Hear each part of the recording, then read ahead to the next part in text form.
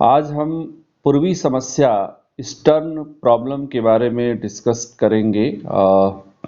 यह एक ऐसी समस्या थी जिसने प्रथम विश्व युद्ध और द्वितीय विश्व युद्ध के लिए के लिए परिस्थितियां तैयार की थी।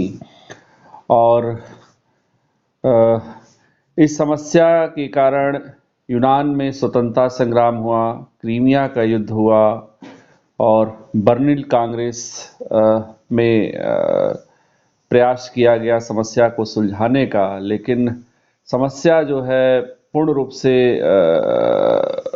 समस्या का समाधान नहीं संभव हो सका और प्रथम विश्व युद्ध और द्वितीय विश्व युद्ध की पृष्ठभूमि इस पूर्वी समस्या ने तैयार की। प्रश्न यह उठता है कि पूर्वी समस्या है क्या चीज। तो देखा जाए तो पूर्वी समस्या जो है यूरोप के दक्षिण जो पूर्वी जो इलाका है उसमें स्थित जो टर्की साम्राज्य की जो है जो ऑटोमन साम्राज्य था, वहाँ पर जो ईसाई जनता थी उनका एक तरीके से स्वतंत्रता की, उनकी आज़ादी की लड़ाई की समस्या थी। और जैसा कि सीडी हेजन साहब ने लिखा भी है कि पूर्वी समस्या जो है वह वस्तुतः यूरोपीय क्षेत्र में स्थित टर्की साम्राज्य के भाग्य की समस्या थी। सीडी हेजन साहब का ये महत्वपूर्ण स्टेटमेंट है कि टर्की साम्राज्य की भाग्य की समस्या थी। तो वहीं लिस्टन ने, जो इतिहासकार है, उन्होंने लिखा है कि पूर्वी समस्या हमेशा से ही एक अंतर्राष्ट्रीय समस्या बनी रही और किसी न किसी रूप में यूरोपीय राजनीति की पृष्ठभूमि को प्रभावित करती रही। तो इससे अंदाजा लगाया जा सकता है कि पूर्वी समस्या एक बहुत बड़ी अंतर्राष्ट्रीय समस्या थी और जो टर्की साम्राज्य के अधीन जो यूरोपीय राज्य थे, जो यूरोप के दक्षिण पूर्वी हिस्से में जो टर्की साम्राज्य स्थापित था, वहाँ की जो ईसाई जनता थी वह टर्की साम्राज्य के प्रभुत्व से आज़ाद होना चाहती थी और इसलिए जो है पूर्वी समस्या उत्पन्न हुई। और आगे चलकर जैसा कि उन्होंने कहा भी है कि टर्की साम्राज्य की भाग्य की समस्या थी। इसको हम थोड़ा सा पीछे जाएंगे और समझेंगे कि 16वीं शताब्दी तक आते आते हम देखते हैं कि ऑटोमन साम्राज्य ने या टर्की साम्राज्य ने यूरोप के दक्षिण पूर्वी क्षेत्र में स्थित जो बाल्कन कॉन्टिनेंट था, प्रायद्वीप था, उसके क्षेत्रों पर अधिकार स्थापित कर लिया था। यानी टर्की साम्राज्य ने अपने सैन्य ताकत के बल पर यूरोपीय साम्राज्य के जो है दक्षिण पूर्व में स्थित जो बाल्कन प्रायद्वीप के जो क्षेत्र थे, जो देश थे, राज्य थे, उन पर अपना प्रभुत्व जो है स्थापित कर लिया था। और इस बाल्कन प्रायद्वीप में जो थे, यूनान थे, बुल्गारिया था, अल्बानिया था, यूनान था, जैसे ईसाई प्रदेश शामिल थे और इन पर टर्की साम्राज्य ने अपना आधिपत्य स्थापित कर लिया। और सबसे महत्वपूर्ण बात थी कि यहाँ की जो जनसंख्या थी वह ईसाई थी और जो स्लाव जो है प्रजाति से संबंधित थी और ग्रीक चर्च के सिद्धांतों को मानती थी।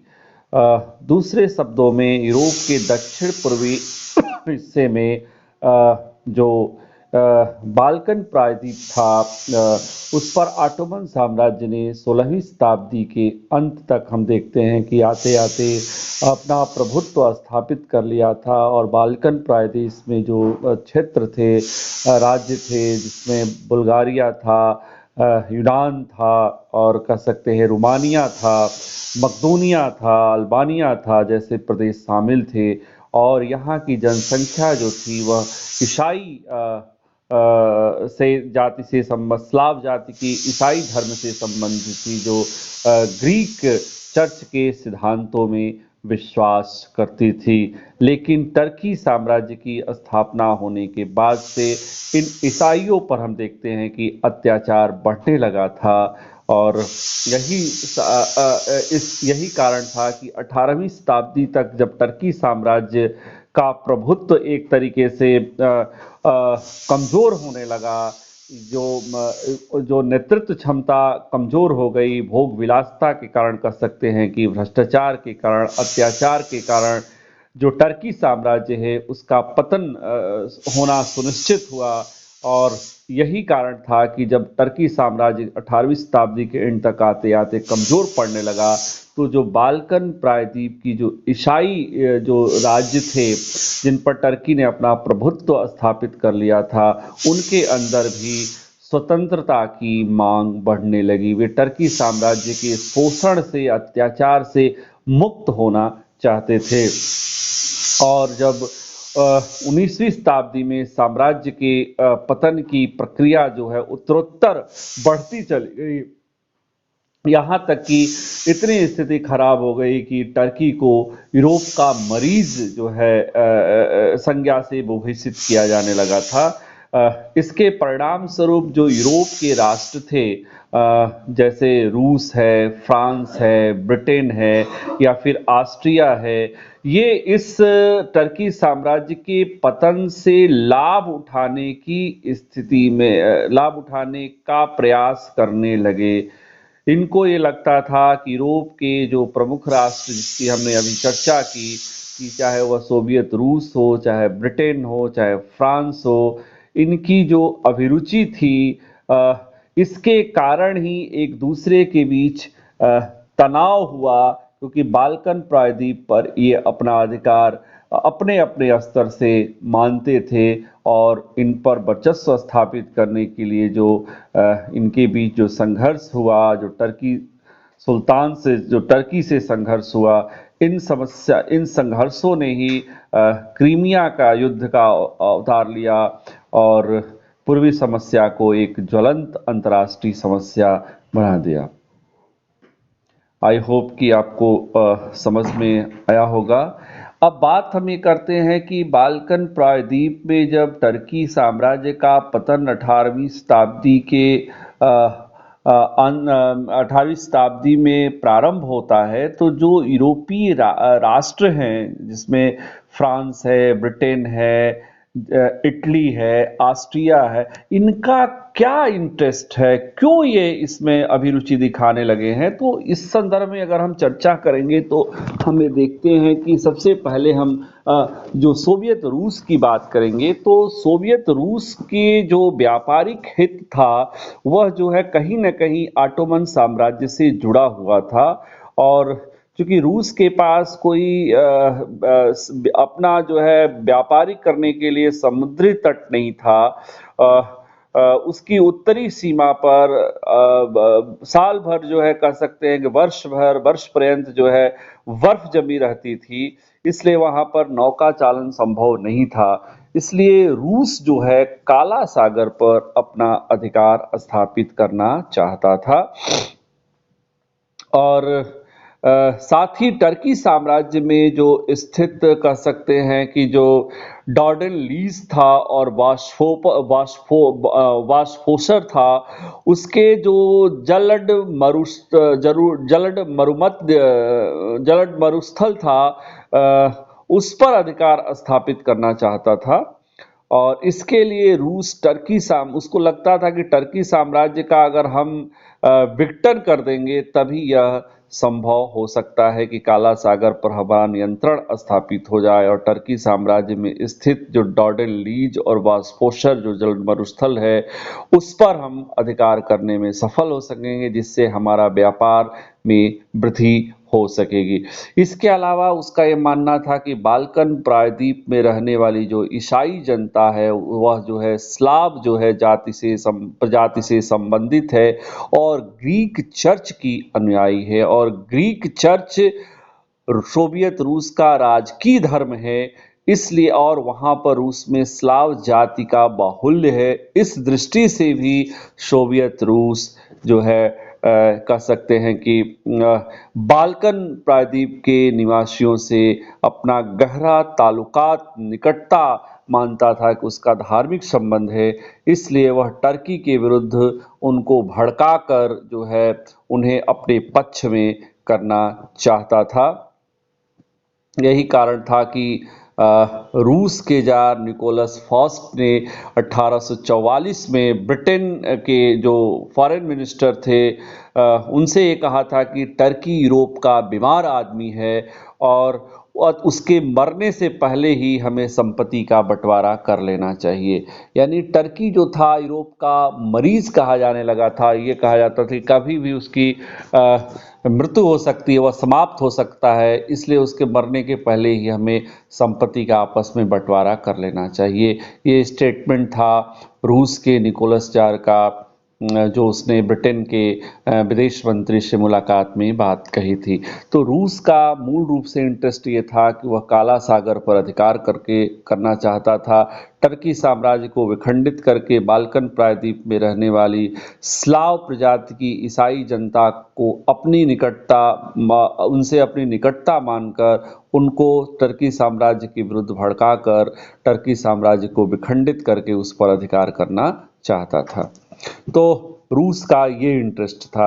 अगर हम ब्रिटेन की बात करें तो ब्रिटेन जो है हर हाल में रूस के प्रभाव को टर्की साम्राज्य में बढ़ने से रोकना चाहता था। इसका कारण ये था कि वह टर्की साम्राज्य की प्रादेशिक एकता और अखंडता को हर हाल में बनाए रखना चाहता था, क्योंकि उसको ये लगता था कि यदि रूस का प्रभाव टर्की पर बढ़ गया तो उसके कारण जो अफ्रीका और भारत स्थित भारतीय जो उपनिवेश है या अफ्रीका में जो ब्रिटिश उपनिवेश है उनको भी खतरा हो सकता है। इसलिए ब्रिटेन ने हमेशा से ही रूस के टर्की साम्राज्य में बढ़ते प्रभाव का विरोध किया, टर्की के विखंडन का विरोध किया। उसका ये मानना था कि भारतीय साम्राज्य की और अफ्रीकी उपनिवेश की सुरक्षा के लिए ऑटोमन साम्राज्य के अस्तित्व का बना रहना अति आवश्यक है। इसलिए यूरोप के मरीज टर्की को इंग्लैंड हर हाल में दवा दे करके उसको स्वस्थ करना चाहता था, उसको मारना नहीं चाहता था। आई होप सो कि आपको समझ में आया होगा कि ब्रिटेन का क्या इंटरेस्ट था। अब हम बात करते हैं ऑस्ट्रिया की।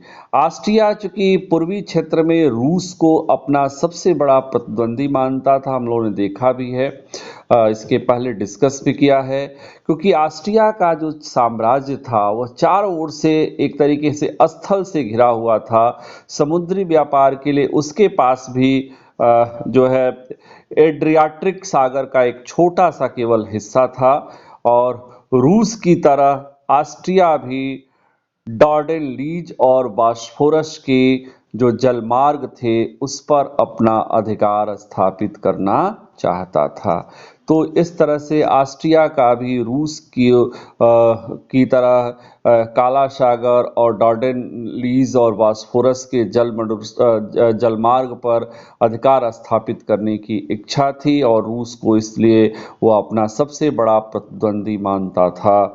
तो फ्रांस का जो इंटरेस्ट था वो हम देखते हैं कि टर्की साम्राज्य में इसलिए था कि एक तो वह रोमन कैथोलिक चर्च का जो है उसकी देश की जनता रोमन कैथोलिक चर्च की अनुयायी थी, और ऑटोमन साम्राज्य में जो स्थित यरूशलेम था, जो रोमन कैथोलिक जो चर्च का जो यरूशलेम जो ईसाई चर्च का प्रधान केंद्र था कैथोलिक धर्म का, उस पर वह अधिकार स्थापित करना चाहता था। और साथ ही साथ उसके अधिकार क्षेत्र में और टर्की साम्राज्य एवं उसके अधिकार क्षेत्र में आने वाले प्रदेशों में भी फ्रांस जो है अधिकार करके अपने व्यापार की वृद्धि करना चाहता था। फ्रांस वस्तुतः एक तरीके से मिस्र और सीरिया में व्यापार बढ़ाने का इच्छुक था। तो और इन प्रदेशों में टर्की सुल्तान के प्रतिनिधि जो है राज्य करते थे, जो पाशा कहलाते थे। तुर्की के कमाल पाशा नाम आपने सुना भी होगा। तो फ्रांस जो है हमेशा इन पाशाओं को टर्की के खिलाफ सहायता और समर्थन देकर अपना आधार मजबूत करना चाहता था। पासा का साथ देने का मतलब ये था कि टर्की साम्राज्य के विघटन को बढ़ावा देना, यानी कि रोमन कैथोलिक चर्च जो था का जो टर्की साम्राज्य में स्थित जो यरूशलेम था, जो रोमन कैथोलिक चर्च का एक प्रधान केंद्र था, उस पर अपना नियंत्रण स्थापित करना चाहता था। दूसरा जो है, जो टर्की साम्राज्य के राज्यों से वह अपना व्यापार बढ़ाना चाहता था। मिस्र और सीरिया में व्यापार बढ़ाने का इच्छुक था। टर्की सुल्तान की प्रतिनिधि जो इन प्रदेशों में शासन करते थे वे पासा कहलाते थे, इसलिए इन प्रतिनिधियों को वह अपने पक्ष में करके टर्की साम्राज्य को विखंडित करना चाहता था, विघटन को बढ़ावा देना चाहता था। तो फ्रांस का यह इंटरेस्ट था। जर्मनी का इंटरेस्ट ये था कि हमें देखते हैं कि जर्मनी का एकीकरण 1871 में पूरा हुआ था, लेकिन एकीकरण के पश्चात भी जर्मनी का चांसलर बिस्मार्क, जिसने शुरू में तो पूर्वी समस्या के प्रति कोई इंटरेस्ट नहीं दिखाया था और कहता था कि टर्की से आने वाली डाक में खोलता ही नहीं हूँ, मेरा कोई उसमें इंटरेस्ट नहीं है, लेकिन बर्लिन कांग्रेस में जो उसने मध्यस्थता की पूर्वी समस्या के समाधान के लिए, उसका जो है कहा था कि मैंने एक ईमानदार दलाल की भूमिका का निर्वाह किया था। दलाल शब्द का प्रयोग जरूर किया था यहाँ पर जर्मनी ने, और आगे चल करके जब first world war, second world war होता है तो कहीं ना कहीं हम देखते हैं कि जर्मनी का भी इसमें प्रभाव बढ़ रहा है। इटली का जो एकीकरण पूर्ण हुआ था वह पूर्वी समस्या की ही देन थी, क्योंकि पूर्वी समस्या के कारण क्रीमिया का युद्ध हुआ था और क्रीमिया के कीचड़ से ही इटली का एकीकरण पूर्ण हुआ था। ये ऐसा कहा जाता है क्योंकि इस क्रीमिया के युद्ध में जो है प्रशा ने एक तरीके से काबूर ने जो है ऑस्ट्रिया के खिलाफ जो है फ्रांस का साथ दिया था, और इसके बाद पूर्वी समस्या अंतर्राष्ट्रीय समस्या बन गई थी और एकीकरण के लिए अंतर्राष्ट्रीय समर्थन प्राप्त हुआ था।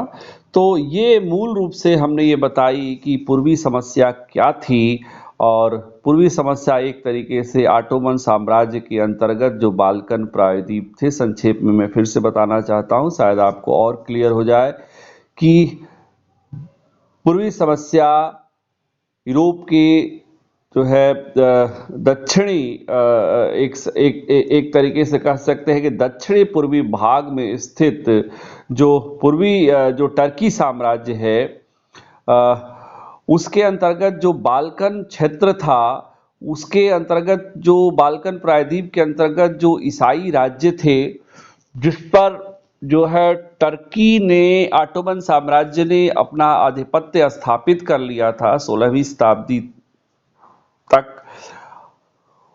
और उन पर अत्याचार हो रहा था। वो ईसाई थे और उन पर अत्याचार हो रहा था। इसलिए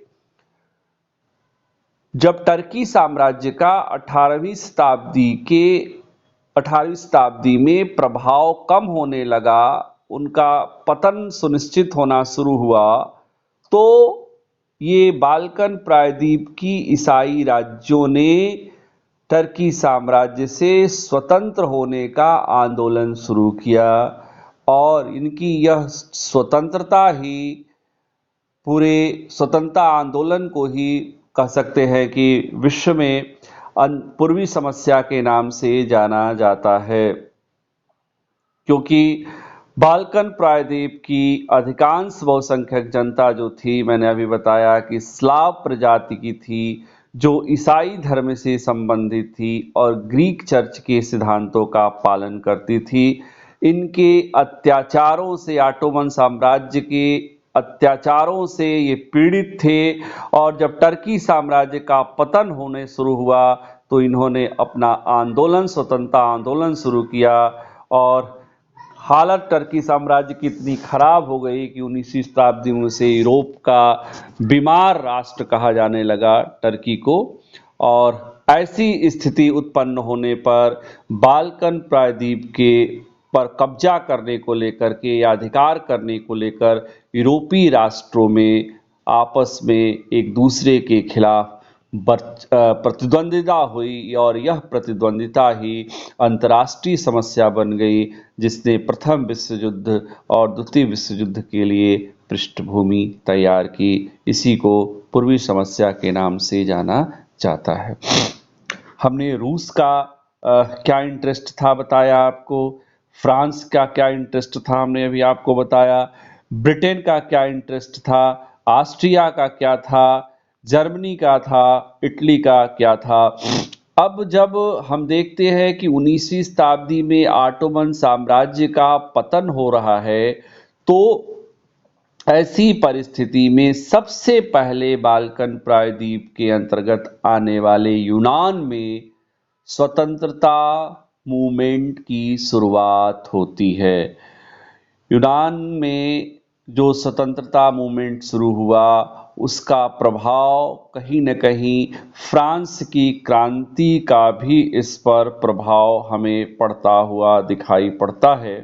और इसके कारण यूनान में राष्ट्रवाद से प्रेरित साहित्यकार हुए, जिनके राजनीतिक विचार, जिनकी साहित्यिक प्रेरणा के कारण यूनानियों को स्वतंत्रता अपनी प्रिय लगने लगी। वे इस ऑटोमन साम्राज्य की जो अत्याचार था, जो शोषण था, उससे वे मुक्त होना चाहते थे।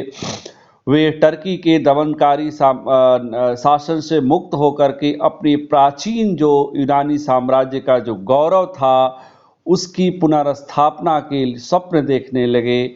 और फ्रांस की क्रांति, जैसा अभी हमने आपको बताया, जिसने राष्ट्रीयता को, जिसने स्वतंत्रता को, जिसने बंधुत्व को जन्म दिया था, उससे भी ये राष्ट्रवादी साहित्यकार प्रेरित हुए, यूनान की जनता प्रेरित हुए।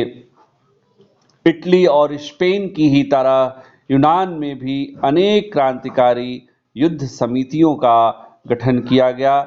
इसमें हिटेरिया फिल्के नामक जो संस्था थी, वह अत्यधिक महत्वपूर्ण थी, जिसका उद्देश्य ये था कि यूरोप से टर्की को निकालकर कुस्तुनतुनिया में, जो बाइजेंटियन साम्राज्य की राजधानी थी कुस्तुनतुनिया, उस पर पुनः यूनानी साम्राज्य की स्थापना करना था। यानी कि यूनान में जो हिटेरिया फिल्के नामक जो क्रांतिकारी युद्ध संस्था स्थापित की गई थी, उसका उद्देश्य था यूरोप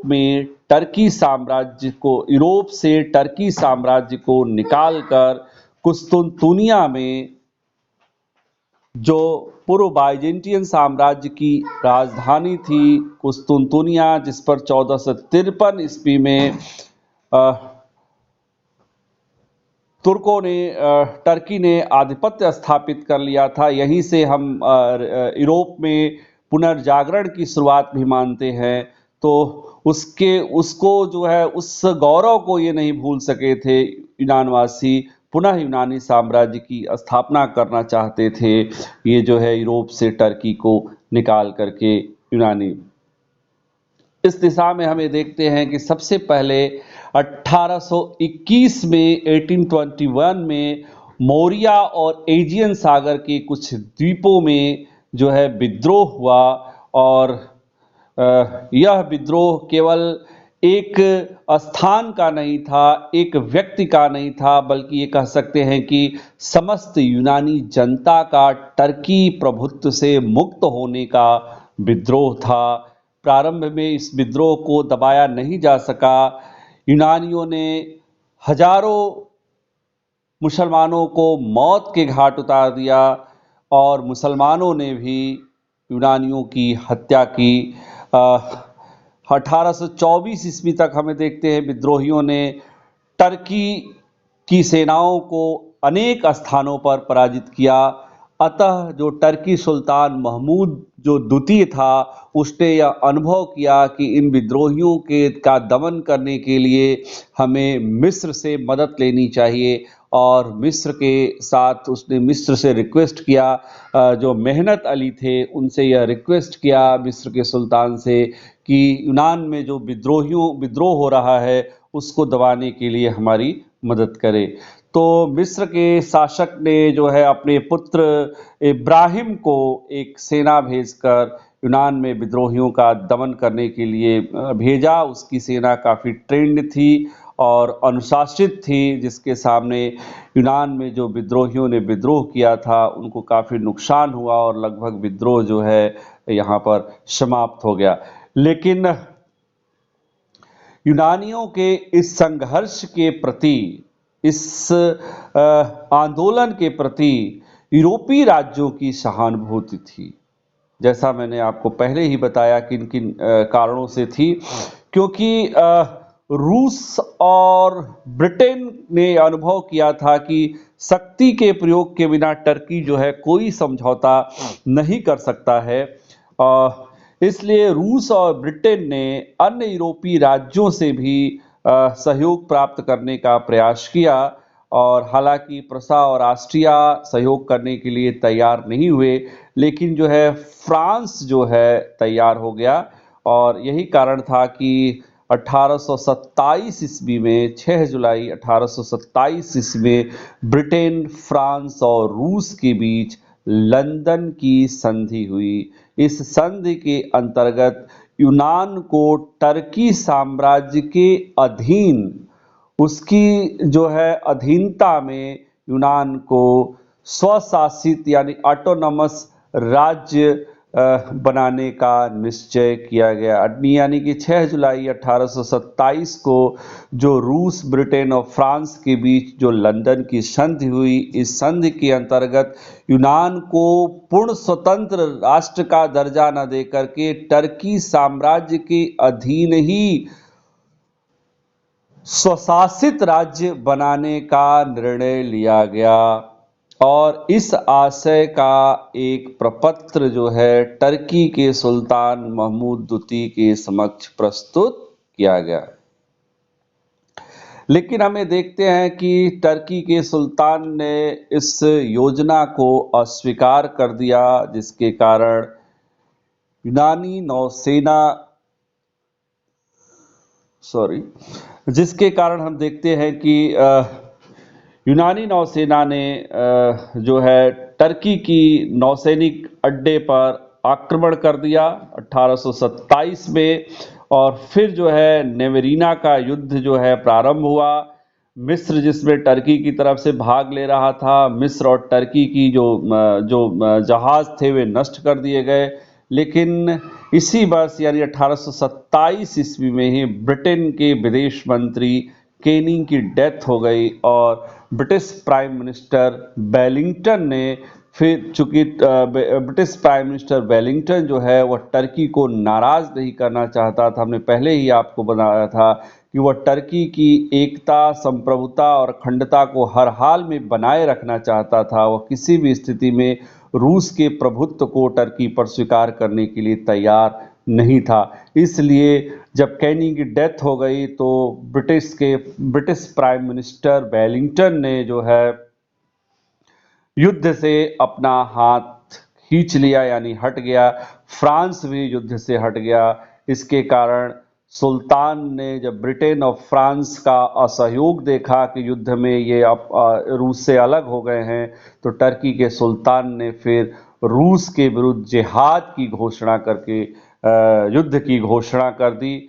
लेकिन रूस की जो सेनाएं थी उसने कह सकते हैं कि एड्रियानापोल पर अधिकार करके कुस्तुनतुनिया पर भी एक तरीके से अधिकार करने की कोशिश की, और परिणाम स्वरूप 1829 ईस्वी में टर्की के सुल्तान के द्वारा रूस के साथ एड्रियानोपल की संधि करनी पड़ी। 1829 ईस्वी में टर्की के सुल्तान के द्वारा रूस के साथ एड्रियानोपल की संधि करनी पड़ी।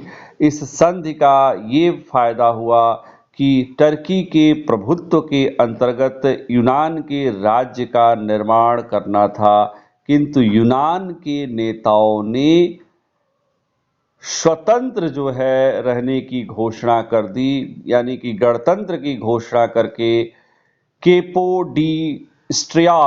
केपोडिस्ट्रियास को अपना राष्ट्रपति बना लिया। केपोसिस्ट्रियास ने टर्की के प्रभुत्व में यूनान के राज्य का निर्माण करने का जो प्रस्ताव था, रूस और टर्की के बीच जो एड्रियानोपल की जो संधि 1829 में हुई थी, उस संधि के अधीन टर्की के अधीन यूनान राज्य के निर्माण के प्रस्ताव को यूनान के राष्ट्रपति जो है केपोड्रिस्टियास ने मानने से इनकार कर दिया। ब्रिटेन चाहता था कि यूनान को पूर्ण स्वतंत्रता प्राप्त हो ताकि उस पर रूस का प्रभाव न रहे। ऑस्ट्रिया भी यही चाहता था। अतः 1830 ईस्वी में लंदन की पुनः संधि हुई, जिसमें लियोपोल्ड को यूनान का स्वतंत्र शासक बनाया जाना था, लेकिन यूनान का जो राष्ट्रपति केपोसिस्ट्रियास था, उसने इसको भी अस्वीकार कर दिया। इसके बाद 1830 ईस्वी में हमें देखते हैं कि फ्रांस की क्रांति होती है, और क्रांति होने के बाद से यूरोपीय शक्तियां यूनान की समस्या पर अधिक ध्यान नहीं दे सकी, और 1831 ईस्वी में यूनान का जो राष्ट्रपति यूनानियों ने जो घोषित किया था केपोसिस्ट्रियास को, उसकी हत्या कर दी गई, जिसके कारण यूनान में अराजकता फैल गई। अतः यूनान के भाग्य का फैसला शीघ्र लिया जाना आवश्यक हो गया।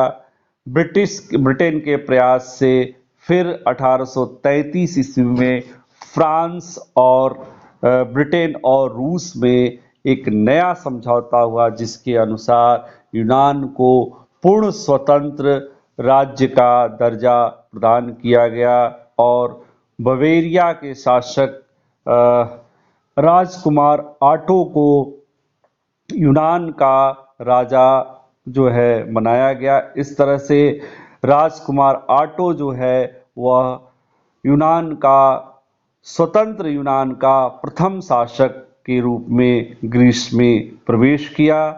तो इस तरह से यूनान का जो स्वतंत्रता संग्राम था वह पूर्ण हुआ।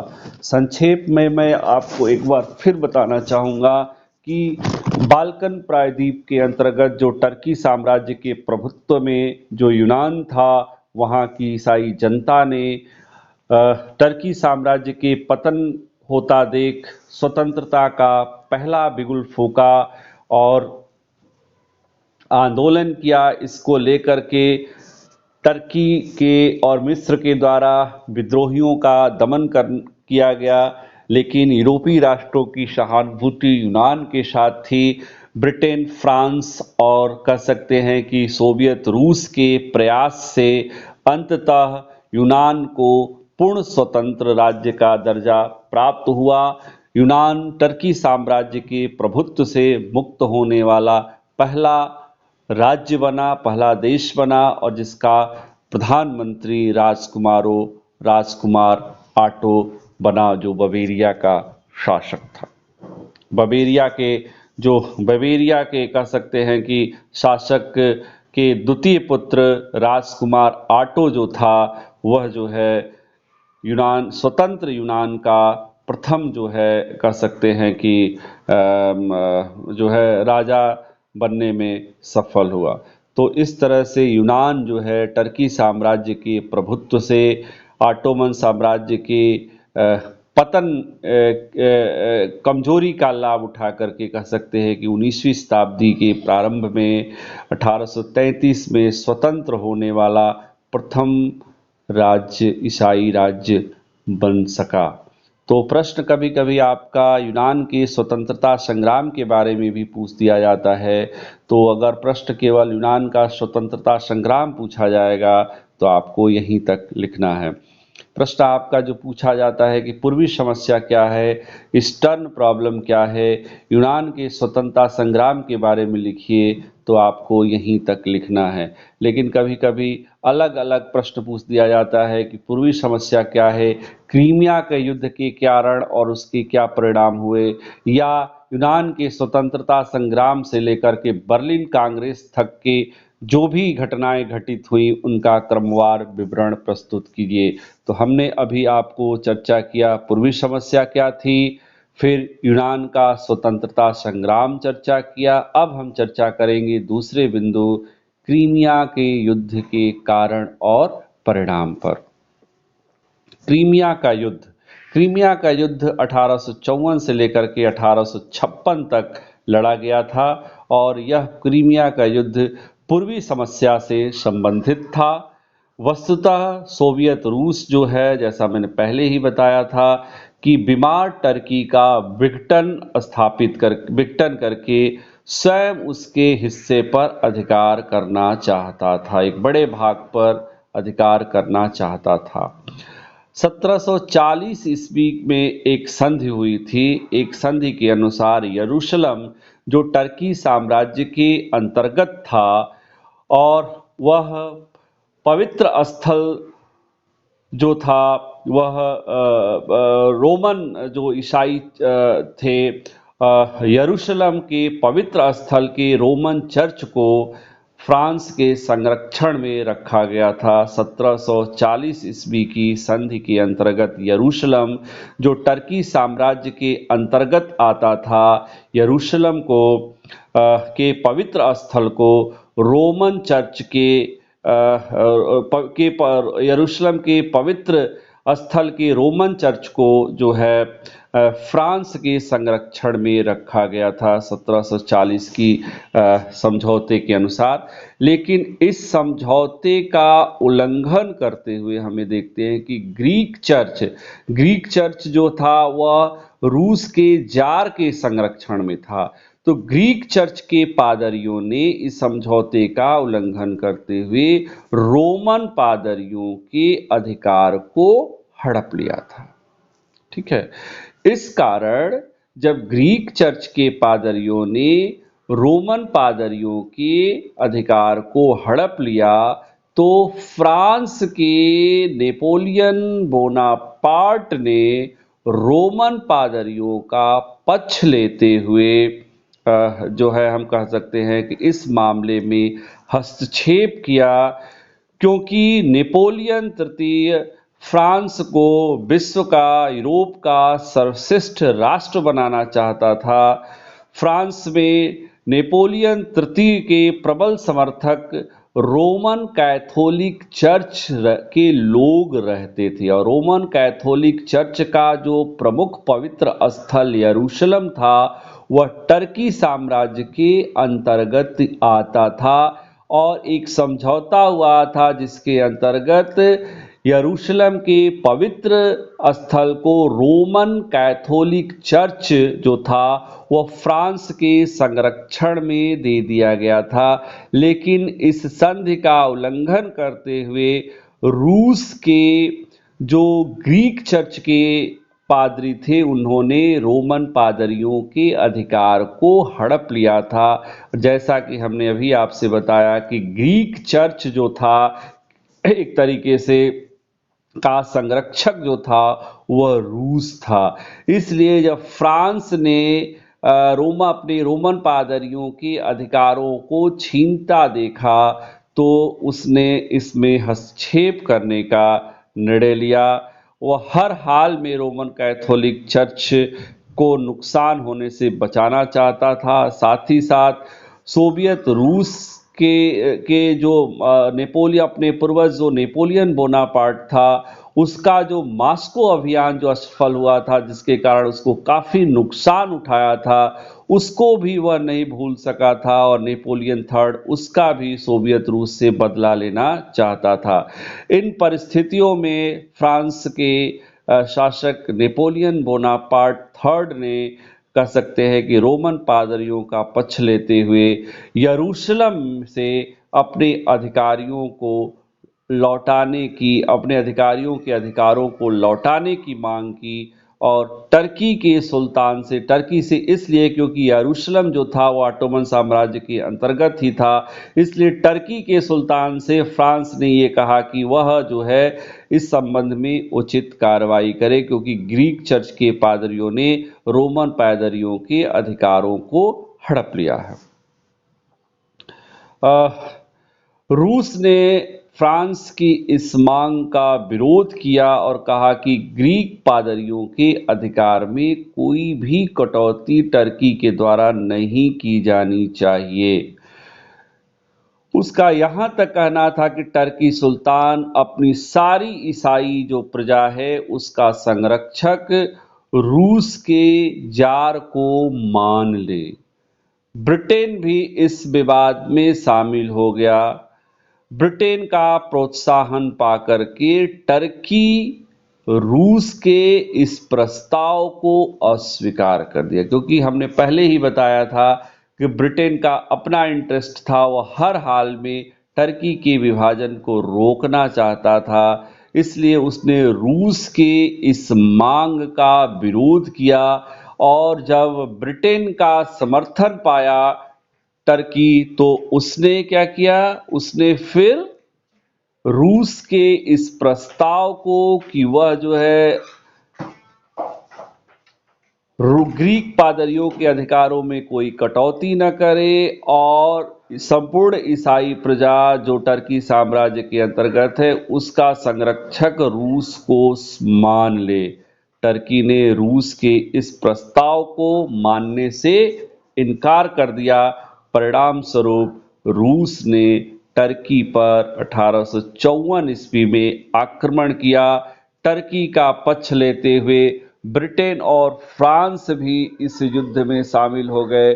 इसी युद्ध को क्रीमिया के युद्ध के नाम से जाना जाता है, क्योंकि क्रीमिया में यह युद्ध लड़ा गया था, इसलिए क्रीमिया के युद्ध के नाम से इसको जाना जाता है, जो 2 वर्ष तक चला, 1854 से लेकर के 1856 तक। अंततः पेरिस की संधि जो 1856 में हुई थी, इसके अंतर्गत जो है टर्की साम्राज्य की प्रादेशिक एकता और अखंडता को बनाए रखने का वादा किया गया।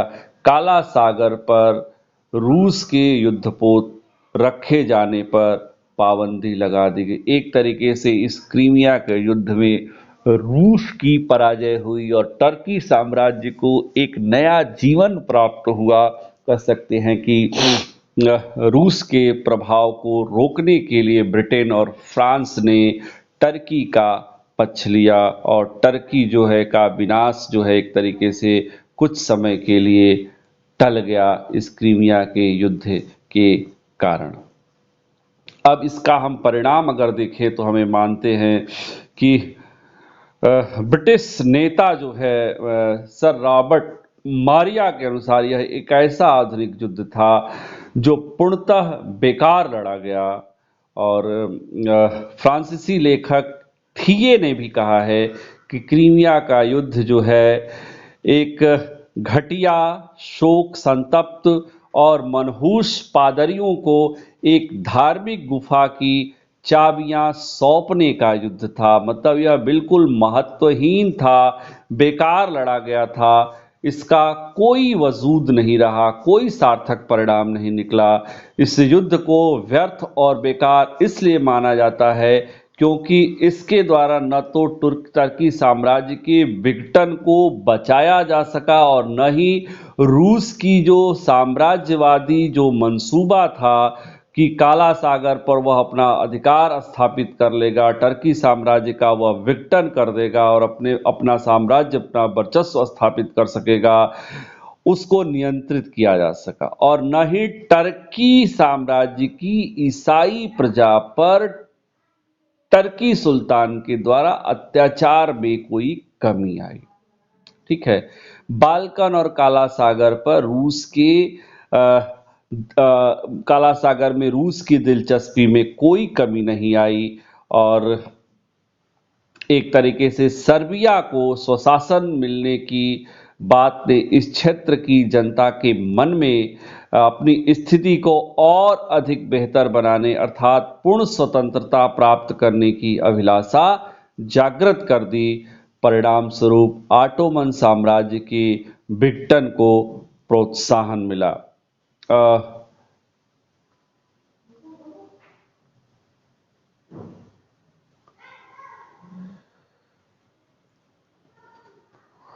क्लियर?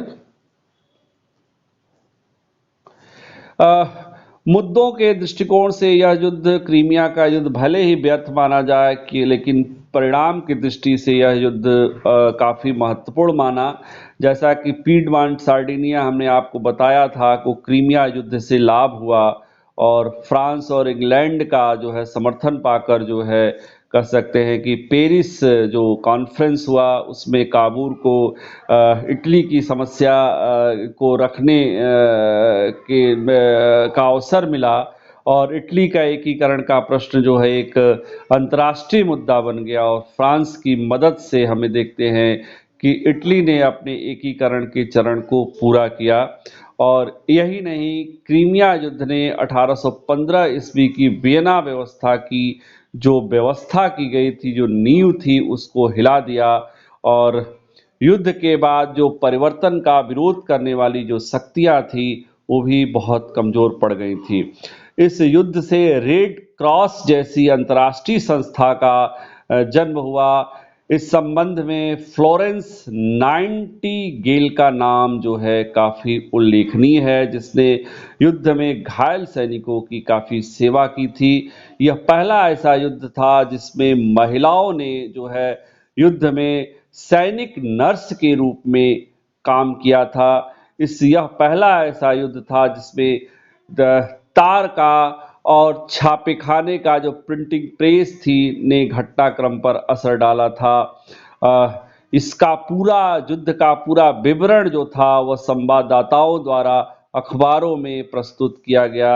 यह पहला युद्ध था जिसमें ब्रिटेन और फ्रांस जो है एक साथ जो है एक पक्ष की ओर से यानी टर्की ओर से युद्ध से लड़े, क्योंकि उनको ये लगता था कि पूर्वी समस्या में जो है टर्की जो उनको ये लगता था कि जो है पूर्वी जो भूमध्य सागर है उसमें उनके हित को रूस से सबसे बड़ा खतरा है। इसलिए वे हर हाल में रूस के टर्की में प्रभाव को रोकना चाहते थे। यही कारण था कि ब्रिटेन और फ्रांस पहली बार एक साथ एक पक्ष में युद्ध में शामिल हुए सोवियत रूस के खिलाफ।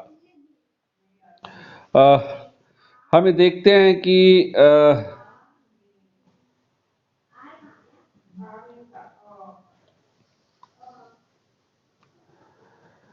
इसके बाद हम देखते हैं कि 1870 ईस्वी में फ्रांस प्रशा युद्ध का लाभ उठाते हुए, जैसा मैंने आपको अभी बताया था कि पेरिस संधि में बाल्कन समस्या का समाधान नहीं हो सका था, टर्की साम्राज्य के विघटन को नहीं रोका जा सका और न ही रूस के टर्की साम्राज्य में अभिरुचि को कम किया जा सका। उसकी अभिलाषा, उसकी महत्वाकांक्षा को समाप्त नहीं किया जा सका।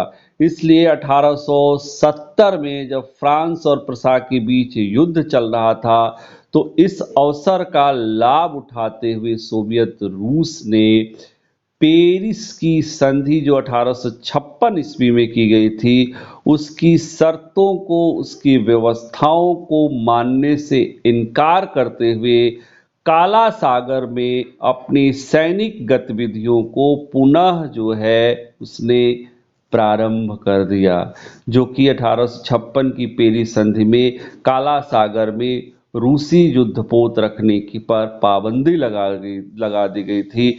इसका उल्लंघन करते हुए उसने पुनः जो है एक तरीके से उसका उद्देश्य था कि काला सागर को वह रूसी झील के रूप में वह तब्दील कर देगा। रूस के इस कार्रवाई से ऑस्ट्रिया, जैसा मैंने अभी आपको बताया था इसके पहले, उसका भी काला सागर में इंटरेस्ट था, जो अभी तक इस बाल्कन प्रायद्वीप में कोई अभिरुचि नहीं रख रहा था। किंतु जब इटली और जर्मनी के एकीकरण में ऑस्ट्रिया सबसे बड़ा अवरोधक था, लेकिन जब इटली का एकीकरण पूर्ण हो गया, जर्मनी का एकीकरण पूर्ण हो गया, उसके हाथ से इटली और जर्मनी का हिस्सा निकल गया, तो अब उसने भी बाल्कन प्रायद्वीप में अपना जो ध्यान था वह केंद्रित करना शुरू किया। यानी बाल्कन क्षेत्र में वह भी अपने साम्राज्य की तलाश में इंटरेस्ट लेने लगा। इस तरह से बाल्कन प्रायद्वीप में अब टर्की के पर अधिकार को लेकर, काला सागर पर अधिकार को लेकर के रूस का दूसरा प्रतिद्वंदी ऑस्ट्रिया भी तैयार हो गया। इसलिए अब टकराव की स्थिति उत्पन्न हो गई। रूस चूंकि क्रीमिया युद्ध में पराजित था, लेकिन वह पराजय को स्वीकार करने के लिए तैयार नहीं था। इसलिए उसने अपनी स्थिति को मजबूत करने के लिए जो स्लाव जाति थी, ईसाई जो स्लाव प्रजाति की जो ईसाई जनता बाल्कन प्रायद्वीप में थी, उनको एकजुट करने का प्रयास शुरू किया। और इसके लिए उसने जो है सभी स्लाव प्रजाति की ईसाई जनता का संगठन सबको संगठित करने के उद्देश्य थे अपनी राजधानी मॉस्को में एक सम्मेलन आयोजित किया था 1867 में, 1867 में, जिसका उद्देश्य था कि सभी बाल्कन प्रायद्वीप की स्लाव प्रजाति की ईसाई जनता को संगठित करके टर्की साम्राज्य के विरुद्ध उनको भड़काना था। इस आंदोलन से प्रेरित होकर के हम देखते हैं कि 1875 ईस्वी में बोस्निया और बुल्गारिया के लोगों ने टर्की शासन के विरुद्ध विद्रोह कर दिया। यानी कि क्रीमिया युद्ध का बदला लेने के लिए अब दूसरा तरीका रूस अपनाने लगा। हम देखते हैं कि जो स्लाव प्रजाति की जो ईसाई जनता थी, जिसको अपना निकट संबंधी और धर्म से संबंधित सोवियत रूस मानता था, क्योंकि रूस की जनता भी स्लाव प्रजाति की ईसाई थी, इसलिए उनसे अपनी निकटता दिखा रहा था। इसलिए उनको संगठित करने के लिए उसने एक कॉन्फ्रेंस जो है 1867 में रूस की राजधानी मॉस्को में बनाई। इसके पीछे उसका उद्देश्य यही था कि स्लाव प्रजाति को टर्की एकीकृत करके टर्की साम्राज्य के खिलाफ जो है विद्रोह को भड़काना था। और उसे सफलता भी मिलती है जब 1875 में बुल्गारिया और बोस्निया की ईसाई प्रजा ने टर्की साम्राज्य के विरुद्ध विद्रोह कर दिया। फलतः टर्की ने निर्दयतापूर्वक उनके इस विद्रोह को कुचलने का प्रयास किया। ऐसी स्थिति में सोवियत रूस ने टर्की के खिलाफ बोस्निया का पक्ष लिया और युद्ध की घोषणा कर दी। रूस ने फिर टर्की को पराजित किया और सान स्टेफिनो की संधि करने के लिए टर्की को मजबूर किया। इस संधि के द्वारा, यानी सान स्टेफिनो की संधि के द्वारा टर्की के कुछ क्षेत्रों पर रूस का अधिकार स्वीकार किया गया। सर्बिया और रोमानिया को पूर्ण स्वतंत्र राज्य मान लिया गया और एक नए स्वतंत्र राज्य बुल्गारिया का निर्माण हुआ। यानी कि सान स्टेफिनो की संधि के द्वारा रूस अपने उद्देश्यों में काफी हद तक सफल रहा। सर्बिया को, बुल्गारिया को एक स्वतंत्र पूर्ण राज्य स्वीकार कर लिया गया। रोमानिया को भी पूर्ण स्वतंत्र राज्य मान लिया गया। यहाँ तक कि टर्की के कुछ क्षेत्रों पर रूस के अधिकार को भी स्वीकार कर लिया गया। लेकिन यूरोप के अन्य राष्ट्र इतनी आसानी से इस संधि को स्वीकार करने के लिए तैयार नहीं थे। स्टेफिनो की संधि की जो शर्तें थी वह न तो इंग्लैंड को स्वीकार थी न तो ऑस्ट्रिया को स्वीकार थी, क्योंकि ऐसा होने से उनके हित जो है टकराते थे, उनके हितों पर चोट पहुंचती थी। इसलिए उन्होंने सान स्टेफिनो की संधि को रद्द करने की मांग की और बलपूर्वक पेरिस की संधि द्वारा स्थापित व्यवस्था को रूस के द्वारा बलपूर्वक समाप्त करने के इस प्रयास की तीखी आलोचना की कि किसी भी शक्तिशाली राष्ट्र को बलपूर्वक किसी संधि को बिना दूसरे राष्ट्रों के जो इस संधि में शामिल हो परामर्श किए हुए न मानने का अधिकार नहीं है। अतः पूरी समस्या पर नए सिरे से विचार करने के लिए जो है एक सम्मेलन बुलाए जाने की मांग की गई। हालांकि सोवियत रूस ने इस मांग को अस्वीकार कर दिया। बिस्मार्क की जो जर्मनी का चांसलर था बिस्मार्क, उसकी मध्यस्थता से 1878 ईस्वी में बर्लिन में कॉन्फ्रेंस हुआ, यानी बर्लिन सम्मेलन 1878 में हुआ।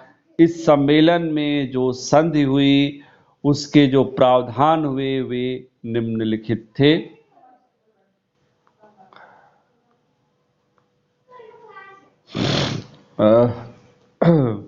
सर्बिया, रोमानिया और मॉन्टेनिग्रो को पूर्ण स्वतंत्र राज्य घोषित किया गया। सर्बिया, रोमानिया और मॉन्टेनिग्रो को पूर्ण स्वतंत्र राज्य घोषित किया गया, नंबर 1।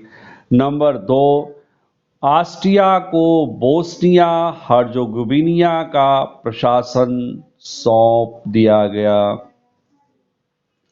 तीसरा, ब्रिटेन को साइप्रस द्वीप प्राप्त हुआ। चौथा, विशाल बुल्गारिया को जो स्वतंत्र मान लिया गया था उसको विभाजित किया गया और विभाजित करके उसको स्वतंत्रता दे दी गई। ये आपके बर्लिन कांग्रेस में सम्मेलन में तय किया गया, जिसमें सर्बिया को, रोमानिया को, मॉन्टेनिग्रो को पूर्ण स्वतंत्र राज्य मान लिया गया। ऑस्ट्रिया, बोस्निया हर्जेगोविना को जो स्लाव जाति की प्रजाति की ईसाई जनसंख्या जहां पर ज्यादा थी उसको सर्बिया में देने की जगह, सर्बिया के नियंत्रण में देने की जगह ऑस्ट्रिया को प्रदान कर दिया गया। ब्रिटेन को साइप्रस द्वीप प्राप्त हुआ और बुल्गारिया को पुनः विभाजित कर दिया गया, विभाजित करके उसको स्वतंत्रता प्रदान की गई।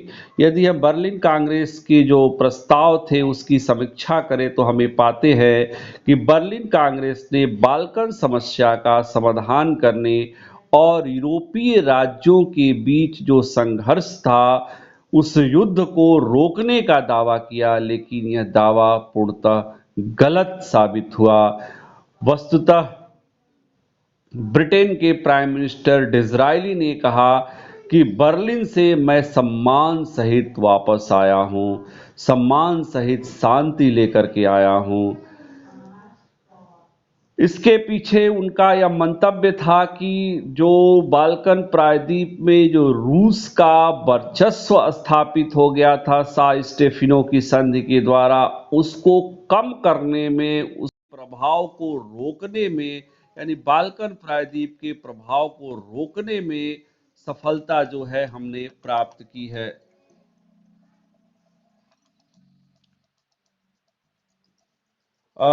इसके बाद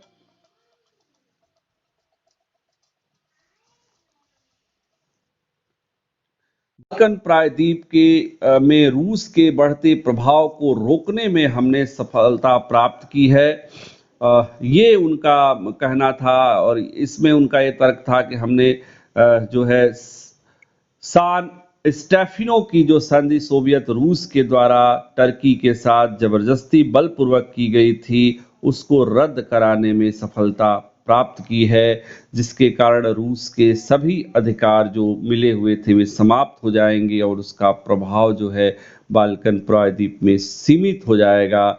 यूरोप में टर्की साम्राज्य को एक नया नवजीवन प्राप्त होगा। लेकिन डिज़रायली का यह कथन, यह स्टेटमेंट कि शांतिपूर्वक सम्मान ब्रिटेन को प्राप्त हुआ है, सत्य से काफी दूर था, क्योंकि बर्लिन कांग्रेस ने बाल्कन की जनता की राष्ट्रवादी भावनाओं को नजरअंदाज किया था और महाशक्तियों की स्वार्थ पूर्ति के आगे उसकी बलि चढ़ा दी गई थी। बोस्निया हर्जोगोविनिया जो सर्वबहुल प्रांत थे, जो सर्वबहुल प्रांत थे, उसको सर्बिया की जगह ऑस्ट्रिया के अधीन कर दिया गया। जहां पर हमें देखते हैं कि फर्स्ट वर्ल्ड वार जो हो रहा है वह बोस्निया हर्जोगोविनिया में ऑस्ट्रिया के खिलाफ जो मूवमेंट हो रहा है, जो उसका एक परिणाम थी। तो बोस्निया हर्जोगोविनिया जो सर्वबहुल प्रजाति की जनता थी, उसको सर्बिया की जगह ऑस्ट्रिया के नियंत्रण में प्रदान करना, समस्या का समाधान की जगह समस्या को और अधिक बढ़ावा दिया गया था। राष्ट्रीयता के सिद्धांत के आधार पर यह बोस्निया हर्जोगोविनिया का जो क्षेत्र था वह सर्बिया को मिलना चाहिए था, लेकिन इस गलती के कारण आगे चल करके इस क्षेत्र में राष्ट्रवादी आंदोलन शुरू हुआ, जो हम देखते हैं कि प्रथम विश्व युद्ध में परिणित हो गया था। इसके अलावा हमें देखते हैं कि बाल्कन क्षेत्र की जो ईसाई जनता थी उसको पुनः टर्की के दास्ता में, टर्की के प्रभुत्व में ढकेल दिया गया, जिन्हें रूस ने सान स्टेफिनो की संधि के द्वारा मुक्त कराया था, उसको पुनः जो है टर्की के प्रभाव में दे दिया गया। और अंततः डिज़रायली इसके बावजूद भी टर्की के विघटन को नहीं बचा सका, बल्कि जो विघटनकारी जो शक्तियां थी उन्होंने मिलकर जो है विघटनकारी शक्तियों से मिलकर विघटन से लाभान्वित जरूर हुआ था, उसको साइप्रस द्वीप प्राप्त हुआ था। बाल्कन जो प्रायद्वीप के जो राज्य थे वह बर्लिन कांग्रेस के जो प्रस्ताव थे उससे संतुष्ट नहीं थे, क्योंकि बुल्गारिया जो पूर्ण स्वतंत्र था उसको स्वतंत्रता तो प्रदान की गई थी, जो सान स्टीफेनो की संधि के द्वारा जो पूर्ण स्वतंत्र राज्य मान लिया गया था, उसको इस बर्लिन कांग्रेस में स्वतंत्र राज्य का दर्जा तो मिला, लेकिन विभाजित करके दिया गया, उसका आकार छोटा कर दिया गया। सर्बिया को इस बात का अफसोस था कि बोस्निया का क्षेत्र ऑस्ट्रिया को प्रदान कर दिया गया। यूनान को भी यूनान बहुल क्षेत्र नहीं प्राप्त हुए। इस प्रकार हम देखते हैं कि बर्लिन कांग्रेस समस्याओं के समाधान करने में सक्षम नहीं रही, बल्कि उसने नई समस्याओं को जन्म दिया, जिसने न केवल यूरोप को बल्कि पूरे विश्व को संकट में डाला। बर्लिन कांग्रेस में शामिल होने वाले यूरोपीय राज्य अपने निहित स्वार्थ के कारण, अपने साम्राज्यवादी हित के कारण वे इस हद तक अंधे हो चुके थे कि उन्होंने किसी भी हालत में, उनका उद्देश्य था कि रूस पर हमें प्रतिबंध लगा करके टर्की साम्राज्य को बचाए रखना है, बाल्कन प्रायद्वीप में रूस के प्रभाव को रोकना है। बर्लिन कांग्रेस के बाद घटित घटनाओं ने ब्रिटिश प्राइम मिनिस्टर डिज़रायली के शांति के प्रस्ताव के दावे को खोखला साबित कर दिया, और इतिहास में देखा जाए तो 10 वर्ष तक मात्र बाल्कन प्रायद्वीप में शांति रही। उसके तत्पश्चात पुनः बाल्कन प्रायद्वीप में अशांति हो गई, और यह अशांति इतनी अधिक बढ़ गई कि उसने प्रथम विश्व युद्ध को अनिवार्य कर दिया। और बिस्मार्क का यह दावा कि बर्लिन कांग्रेस में उसने एक ईमानदार दलाल की भूमिका निभाई थी, वह पूर्णतः गलत साबित हुआ। वह ऑस्ट्रिया के हित का पूरा ख्याल रखता था, उसे बहुत अधिक प्रादेशिक लाभ पहुंचाया गया। बोस्निया हर्जोगोविनिया जो सर्वबहुल क्षेत्र था, जिसका नियंत्रण सर्बिया को मिलना चाहिए था, वह जो है उसने ऑस्ट्रिया को प्रदान कर दिया। साथ ही साथ जर्मनी ने अपने हित को बनाए रखने के लिए, मजबूत करने के लिए कह सकते हैं कि रूसी हित के विरुद्ध कार्य किया, और यही कारण था कि बाद के वर्षों में सोवियत रूस ने जर्मनी का साथ छोड़ दिया, और प्रथम विश्व युद्ध में दोनों एक दूसरे के विरुद्ध लड़े। तो इस तरह से हमें देखते हैं कि जो पूर्वी समस्या थी वह एक अंतर्राष्ट्रीय समस्या बन गई, जिसने प्रथम विश्व युद्ध की पृष्ठभूमि तैयार की। आशा है आपको समझ में आया होगा, क्योंकि इस पूर्वी समस्या के कारण सबसे पहले यूनान स्वतंत्र हुआ, उसके बाद क्रीमिया का युद्ध हुआ, फिर बर्लिन कांग्रेस हुआ, जिसके प्रस्ताव को हमने आपके समक्ष साझा किया। आशा है आपको मेरा यह लेक्चर अच्छे से समझ में आया होगा। यदि आपको समझ में आया हो और आपको लगता हो कि यह हमारे लिए लाभदायी है, तो आप इसको ज़रूर लाइक करें, शेयर करें और हमारे यूट्यूब चैनल को सब्सक्राइब करें। इसी तरह के इतिहास से संबंधित जानकारी आपको हमेशा हमारे चैनल पर प्राप्त होती रहेगी। Thank you so much.